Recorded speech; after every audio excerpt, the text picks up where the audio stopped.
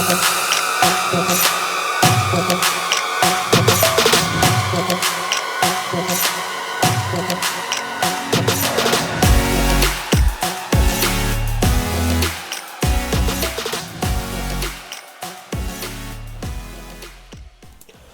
what is going on, everybody? My name is Zeno. Welcome back to the channel. First off, we're going to be going over the draft, and the reason why I picked Kriknak here. If you don't want to be explained all the reasons why I did, then you're going to skip to the time that you see in the top right corner. But if you do want to see the explanation on why I did pick Kriknak, well, here it is. First off, Nakaroth is a very easy assassin to be countered. Nakaroth can be countered by the burst assassins, Kriknak, Zephyrs. They can both kind of counter Nakaroth if they do land to get on him. And I can also see they have a Wisp and Tulin. Now, we can see that we have a first pick Talanis, so I can't go ADC versus the Tulin. As we all know, Tulin, he can evade a lot of his melee attacks with his dashes. So I need something that can just track onto him, which is exactly what Kriknak can do with his first skill and his ultimate. His first skill being the flies. They can instantly just jump onto him. Here, I was blowing my nose or coughing or something, which is why I had to mute my mic so the stream didn't get grossed out by my weird noises. But you can see that we had a first pick Talanis, so it had to be an assassin anyways. Then as soon as I saw the Tulin, I just knew, okay, we need an assassin that can get onto Tulin consistently. Zephyrs, he can't. Tulin can easily dodge the ult. Quillen also maybe okay, but Quillen also gets very countered by Nakaroth, and Kriknak here is just a perfect solution. Kriknak gets countered by none of them, and in fact does pretty well versus every single one of them, which is exactly why we are going to be playing it in this game. And if you saw from the title or the thumbnail, you could see that our analysis on the draft was pretty flawless, and we were able to do some massive work in this game. As you can see, we are going to be starting off on the red side. This is because I want to be starting next to the dragon. This is something I like to do very often, unless I'm on a hero like Zill, who needs blue, like his life depends on it, or Violet for that matter. You can see that we do get invaded. I was pretty salty at that, but you can see that there's a bit of fighting. I'm wondering if I can actually kill this Tara and get my blue buff back, and you can see that we actually are able to kill. You can see that Tulin is very low. I'm just going to stand on the opposite side of the wall because I know Tulin's going to try and dash away with his second skill. So as long as I can just stand over that wall and let my Vera kill him, then I'm fine, pretty much. So I had to stand in that position to make sure that he could not disengage. If I went in any other position, he could have just went over the wall and we would have never picked up the kill. But since we were kind of putting ourselves between him and his own side of the map, then we were able to get the kill. You can see we burst down the Nakaroth like a god. This is exactly why I picked the Kriknak to go into it. You can see that they're both a little bit low at bot. I can see I keep panning my map. You can see I throw my first skill out, instantly jump onto them, use my basic attack. I need to go into slow-mo on this. So you can see I throw out my first skill, then instantly ult, actually basic attack on the Annette, and then use the second skill. If I didn't use that basic attack, she would have most likely lived, and then I had to basic attack and use my punish onto the Wisp. That was an amazing combo that honestly it was pretty risky. Excuse me, but yeah, it was very risky here. I was pretty scared actually, so I had to check if Tulin was level 4 or not, and thankfully he wasn't. Because if I was going back to my jungle clear with that low of HP, Tulin could just come right by, kill me, snipe me down, and that's pretty much it, really. Yeah, you can see there's a little bit of fighting going on mid with the Tulin, but I just decided, you know what, I'm too low, I'm not going to even bother fighting. I'm just going to stay in my jungle clear. You can see the buff is actually up first, and that's of course because the Tara took the last blue, so these camps are going to be coming a little bit later. And yeah, you can see Tara's pretty low HP just from panning my map. Going up here though, honestly, just kind of wanted to stand around the red because I knew that it was coming up soon. So you can see we are just damaging them a ton. We're actually able to pick up the Tulin there with our first skill. You can see the Tara here now. I know she probably used her ultimate while fighting at top. And look at this, guys. I dash into the bush because I know the Nakaroth is just waiting there. Look at this again. You'll see that I get 200 HP back right there, plus 280 something. But this is super important. If I didn't dash, then we maybe would have died. He could have just jumped onto us, used his ulti, and that might have just been the end of it.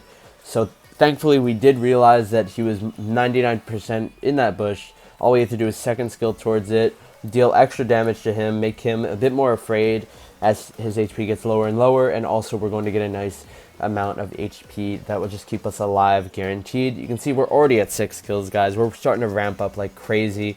6 kills. We're just going to burst down that dragon. We didn't do the dragon last time, and that was of course because our HP was so depleted that it was just too risky to even try it. You can see when we we're down here cleaning up the Wisp and Annette, we couldn't instantly go onto the dragon because the Tulin and the Nacroth were very nearby.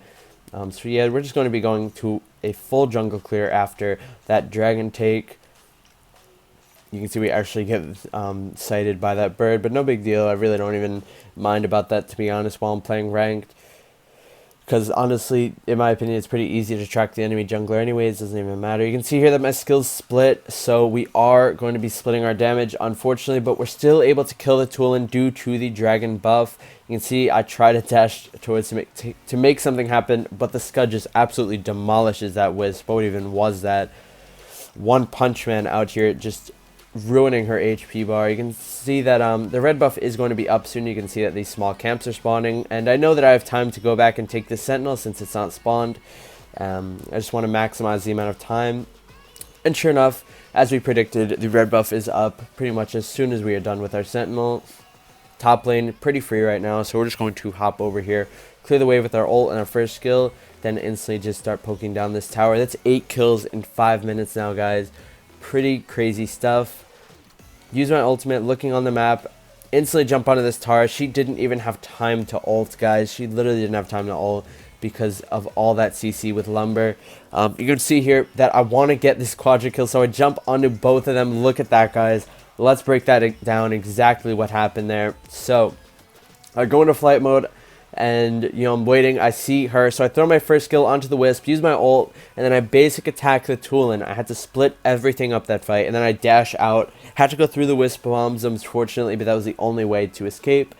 But yeah, we split up our damage very nicely. We used our first skill and ultimate onto the Wisp, and while hitting them both, you can see that I didn't just jump straight onto the Wisp. I jumped in the middle of both of them, guaranteeing that the ult damage would go onto both. Very well played. Something to definitely keep in mind when you are playing Kriknak, not to aim your ult right on them, but just aim, like here, when I was jumping on that Nacroth, I should have slow-moed that as well. But you can see that I didn't just jump straight onto the Nacroth, I jumped between Nacroth and his side of the map, so that way if he dashed back, I still would have hit him with my ult. Even if he had a dash, then he would have dashed back, and it still would have been in my ult's radius. Anyways, we're at 14 kills now in 6 minutes. Again, look at that, guys. Using my ult, not exactly on the Tara, because I didn't know if she had her jump or not. She did have her jump, actually, and I was just trying to predict it, but it doesn't really matter. It's a safe prediction, because we still hit the Tara with our ultimate, even while we're just making it really weird like that. So definitely something to be looking out for while you're playing on the Kriknak. And you can see this tool in here. I'm just going to skip that one camp, and you can see he instantly jumps into the bush, uses his dash, then he flickers. He's like playing games at this point. He literally used his flicker just to like waste more time, but we're 15-0. He's not going to kill us that easily. He's just going to be another addition to our kill collection at this point. The amount of gold we have, about 1,000 a minute. You can see just waiting for this Nacroth to use all of his dashes. I actually thought he was going to die earlier than that, so I kind of left him with 1 HP. I thought maybe some burn damage would kill him, red buff or dragon buff, but neither did, unfortunately, because we didn't even have the dragon buff. But I guess I realized that a bit too late. But yeah, 16 kills now. We did kill the Nacroth there. You can see Tulin here and this Tar. We're going to jump onto the Tar. 17 kills, guys, in 7 minutes 40 seconds. This is looking like it's almost going to be the game here. You can see the only 2 people up, or actually they're all up. But look at that, one shot. Look at that again. First skill, he cannot do anything.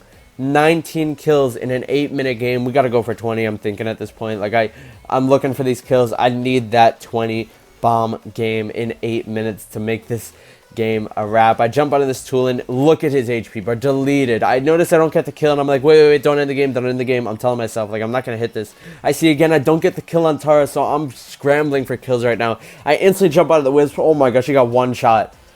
Those... Sorry. The Tulin and the Wisp died in the exact same spot and got one shot the exact same way.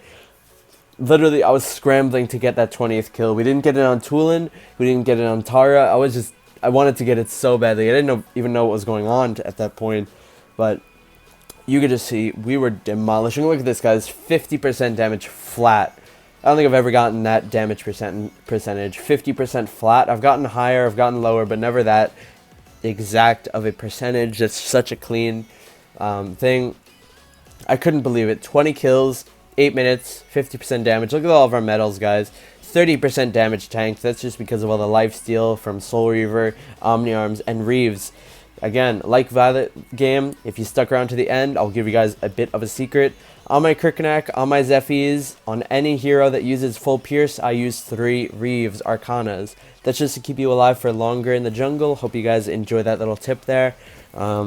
Not really like lying about the Arcana that I show at the front. It's definitely accurate. Just the one thing is I don't list the 3 Reeves or however many Reeves I put into builds, just because that's my little secret, and I feel like a lot of top tier junglers do that too, just so you can have more sustain while you are jungling around all the time. You know, if I enter the jungle with low HP, I can get out with full HP even when it's very early on in the game. Anyways, I hope you guys enjoyed this Kriknak gameplay, and I'll see you all tomorrow in the next video. Have a great day.